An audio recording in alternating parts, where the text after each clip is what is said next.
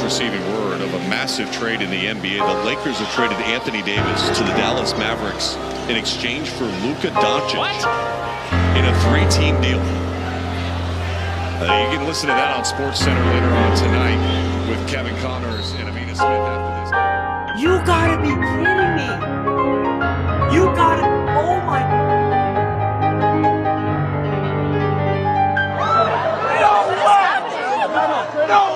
How are your feelings toward the upper levels of the organization, Nico in particular? Well, that's their decision, so I have no comment on that.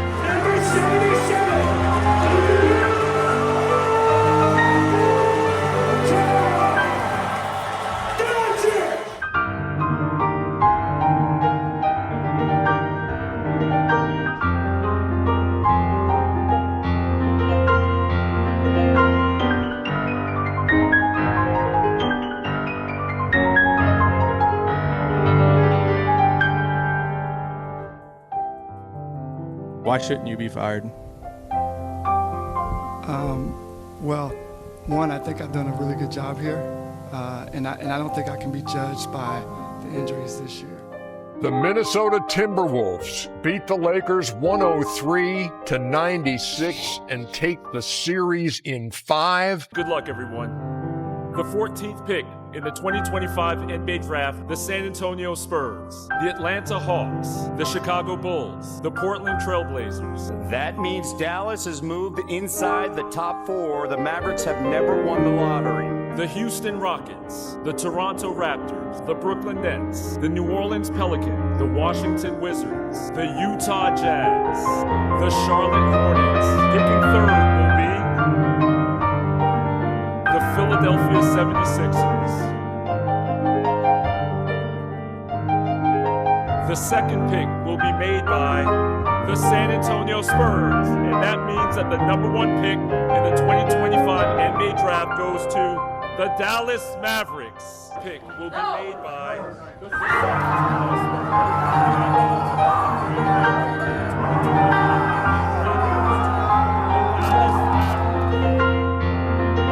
The draft this year is extremely deep, and we're excited to play the role that we are.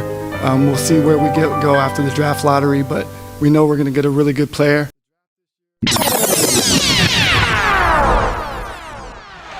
Well, that's not good news for San Antonio. Come out, I think. Will Perdue, who has not scored tonight in 20 minutes, replaces David Robinson, and watch the way he hobbles off.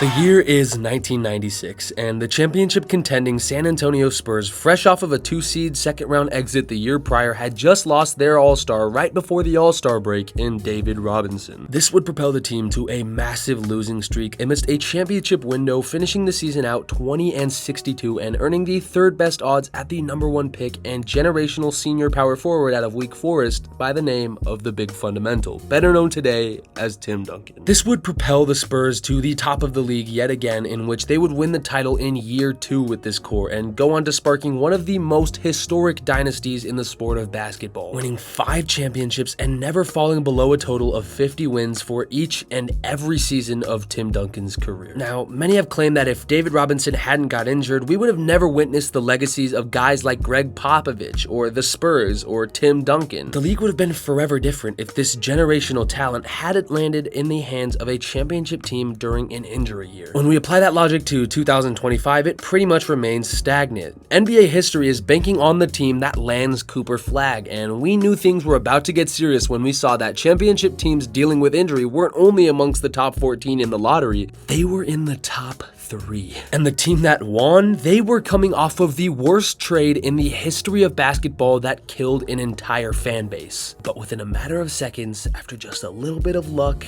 an entire city had been revived and the Western Conference might be in for a grueling awakening. Now that Nico Harrison has confirmed they will be keeping and building around Cooper Flagg, one must wonder if the Mavericks will try and contend like the Spurs of the past or dump out these old injured stars in favor of hitting the better reset off the back of their lucky winning lottery ticket, it's hard to tell whether the Mavericks will be an exponential threat in the West from day one, whether the league can adjust in time to stop this developing incredible core, whether Giannis moving to the conference will further shift the power balance between East and West, whether the move was a rigged ploy to get Luka in purple and gold, and whether maybe the real genius mastermind behind it all wasn't the bald behemoth Adam Silver all along, but really the bold, evil genius pulling the strings behind everyone's back named Nico Harrison. Before I get into answering all those questions and breaking down what this means for Nico as well as the future of the entire NBA, I want to take a moment to ask you all to subscribe. I want to hit 10K by the end of the finals, and with finals on the mind, I have to mention that my schedule is absolutely swamped with all kinds of tests and essays and papers right now, so all the support I can get from these videos that I pour way too much of my free time into would be greatly appreciated. Alright, with everybody subscribed and the mandatory begging out of the way, how about those Mavericks? Kyrie Irving, Klay Thompson, Cooper Flagg, Anthony Davis, and Derek Lively Jr. That is the starting five that we could be seeing this time next year for the Mavs, not accounting for free agency in which Nico said he would be active for, and of course negating the looming cloud of injury that will forever surround this core. They're deep. They've got great pieces around them like PJ Washington, and they'll start the season with Cooper being able to play heavy minutes due to injuries as he slowly integrates himself into an NBA style of ball play that will fit perfectly with the gradual return of Kyrie and other injured pieces. This works out perfectly for the Mavericks for next season. However, again, there's one huge asterisk on it all. All of these starting five players that I just mentioned to you a minute ago have missed plenty of games due to injury, not just in their careers, but in the last couple of months alone. That's bad. That's not good at all, and it makes me wonder if this team will be a contender or a what-if turned immediate rebuild like the Thunder star core a couple years ago and the Nets star core a couple years ago, and so on and so forth. And by a couple years ago for the Thunder, I mean over a decade ago. That is so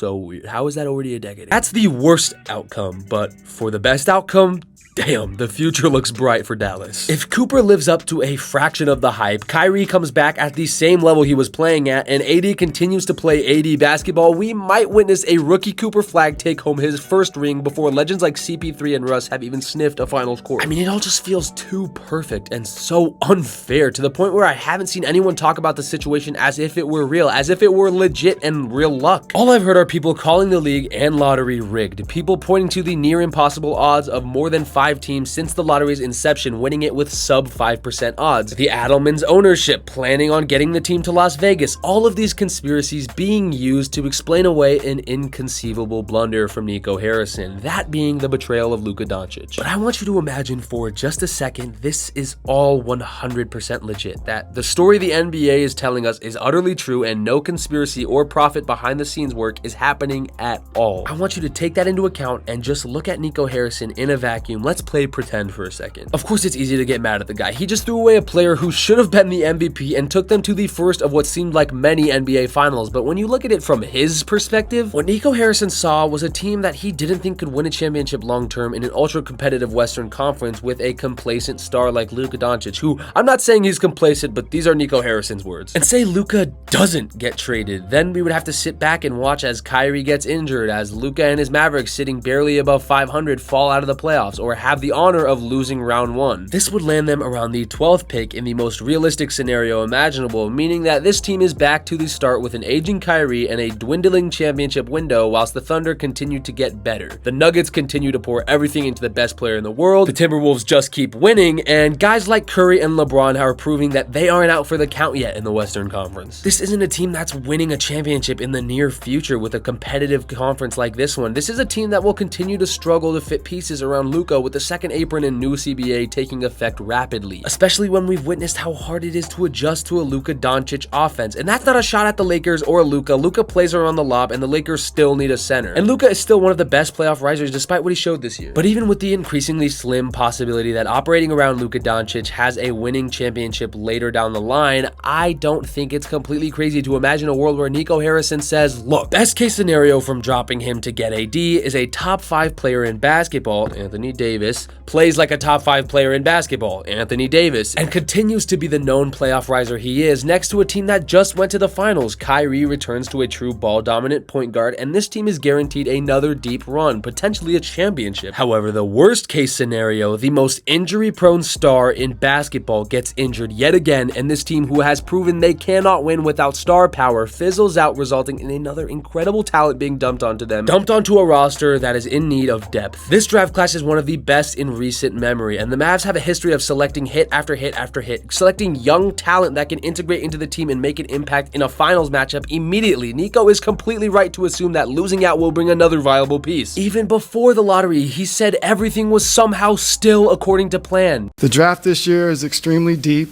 and we're excited to play the role that we are.